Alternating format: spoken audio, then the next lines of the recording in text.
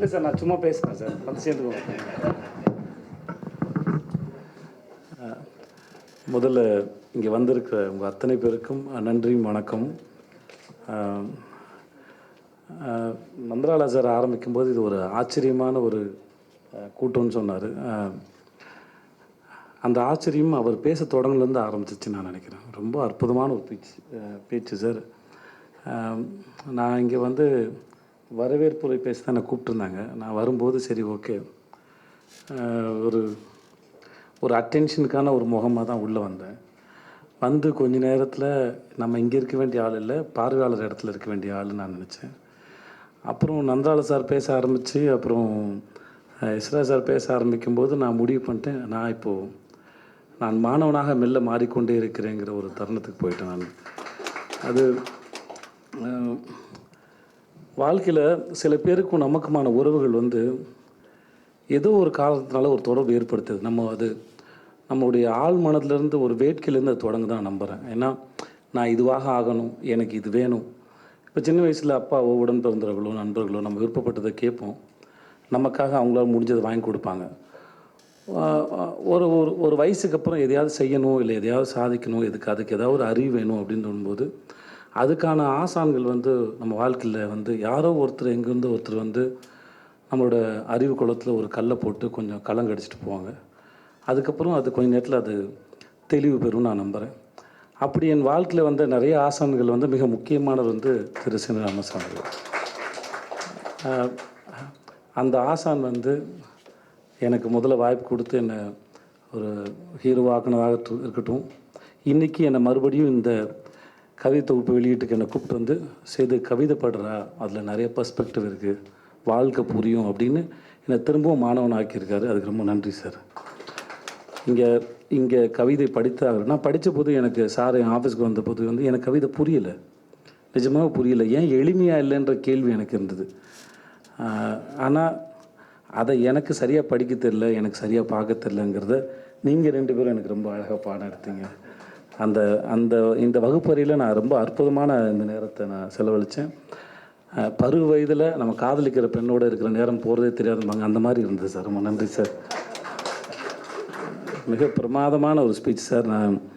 நான் வந்து பிரார்த்தனை தீர்ந்து போகிறதுக்கு முன்னாடி கற்பூரம் கரைஞ்சிடக்கூடாதுன்னு ஏங்கிறது போல் எங்கிட்டே இருந்தேன் சார். நான் மிக பிரமாதமாக இருந்தது சார். ஒருத்தர் படிக்கும்போது பட்ஜெட்டை சொல்கிறாரு, மல்யுத்த வீராங்கனையை மேற்கோள் காட்டி பேசுகிறாரு, சமகாலத்தோடு பேசுகிறாரு, முன்னாடி போகிறாரு நந்தலாலா சார். எஸ்ரா சார் பேசும்போது அப்படியே கவிதையை எடுத்துகிட்டு பின்னாடி போகிறார், சங்க காலத்துக்கு போயிடுறாரு. ஸோ இந்த இந்த இந்த டைம் ட்ராவல் இருக்கு இல்லையா, இது என் கண் முன்னாடி நிகழ்கிறத நான் பார்த்துக்கிட்டே இருக்கிறேன். ரொம்ப அற்புதமாக இருந்தது. ஒரு விஷயம் வந்து அது புரியும் போது நான் நம்புவேன். என் நண்பர் ஒருத்தர் மணிகண்டன் சொன்னதான் நினைக்கிறேன், இப்போ மூளைங்கிறது ஒரு மிகப்பெரிய இந்த உலகத்தை போல் இருக்க இடம்னு வச்சுக்கிட்டிங்கன்னா, நம்ம பயன்படுத்துகிற இடத்துல மட்டும் நம்ம விவசாயம் பண்ணணும்னு வச்சுக்கோங்களேன். நீங்கள் படிக்க உலகம் புரிய நீங்கள் அந்த இடத்த பெருக்கிக்கிட்டே போகிறீங்கன்னு சொன்னாங்க. இன்றைக்கி அந்த மூலையில் விவசாயம் பண்ணுறதுக்கும் இடத்த பிடிக்கிறதுக்குமான ஒரு பெரிய ஆர்வத்தை இந்த கூட்டம் வந்து எனக்கு ஏற்படுத்தி கொடுத்ததுக்கு ரொம்ப ரொம்ப ரொம்ப நன்றி. இதில் வந்து நான் சில கவிதைகள் புரிஞ்சது, ரசித்தேன். சிலது ஏன் இப்படி எழுதியிருக்காரு அப்படின்றது. இப்போ நான் படிச்சுட்டு நான் ரொம்ப நேரம் கேள்வி கேட்டு புரிஞ்சுக்கணுமான்ற ஒரு கேள்விலாம் எனக்கு இருந்தது.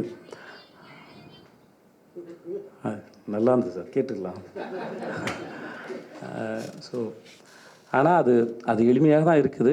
நான் அதை எளிமையாக பார்க்கலன்றது தெரிஞ்சது. எனக்கு அந்த உப்பு வியாபாரியோட அந்த ஒரு தெருவின் மௌனத்தை கழிச்சு அந்த உப்பு வியாபாரியோட கவிதை வந்து எனக்கு ரொம்ப பிடிச்சிது. எனக்கு சின்ன வயசில் ஒரு தள்ளு வண்டியில் முதுகில் இவ்வளோ பெரிய கட்டி வச்சுக்கிட்டு வெள்ளை பனின்னு ஒரு ப்ளூ கலர் கட்டம் போட்டு லுங்கியும் கட்டிக்கிட்டு ஒரு பெரிய மூட்டையில் உப்பு விற்றுட்டு போய் எங்கள் ஊரில் நான் பார்த்துருக்கேன். அப்போது உப்பு வந்து 1 கிலோ வந்து ₹1.50 வந்தது. எனக்கு அந்த சின்ன வயசில் ஒரு கேள்வி இருந்தது, இவ்வளோ பெரிய மூட்டை விற்றாலும் அவருக்கு ஒரு 15-20 ரூபா கூட தேராதே, இதை வியாபாரம் பண்ணிகிட்டு இருக்காரு அப்படின்னு நான் அன்றைக்கி யோசிச்சிருக்கேன்.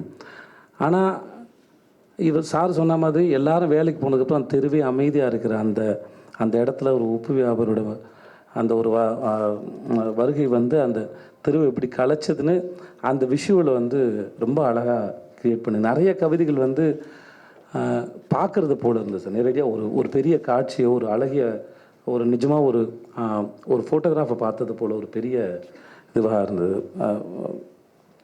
ஒரு பெரிய தூண்டுற விதமாக இருந்தது சார், ஞாபகங்களை கூட்டு போகிற மாதிரி இருந்தது. முக்கியமாக எளிய மனிதர்களை பற்றி பேசும்போது தேசரா சார் சொன்னார், நீங்கள் சொன்னது தெரியல, அது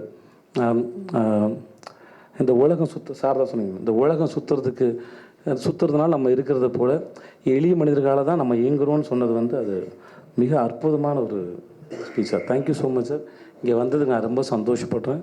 ரொம்ப நன்றி. வந்திருந்த அனைவருக்கும் நன்றி சார். நீங்கள் வந்து பேசுகிறீங்க சார், நான் அப்படி வாங்க சார். இப்பொழுது இயக்குனர் கவிஞர் திரு சீனிவாசசாமி அவர்கள் வந்து தன்னுடைய வாழ்வின் அனுபவத்தை, அவர் கவிதையாக்கின அனுபவத்தை நம்ம இன்றைக்கி பகிர்ந்துப்பார். வருக வருக சார்.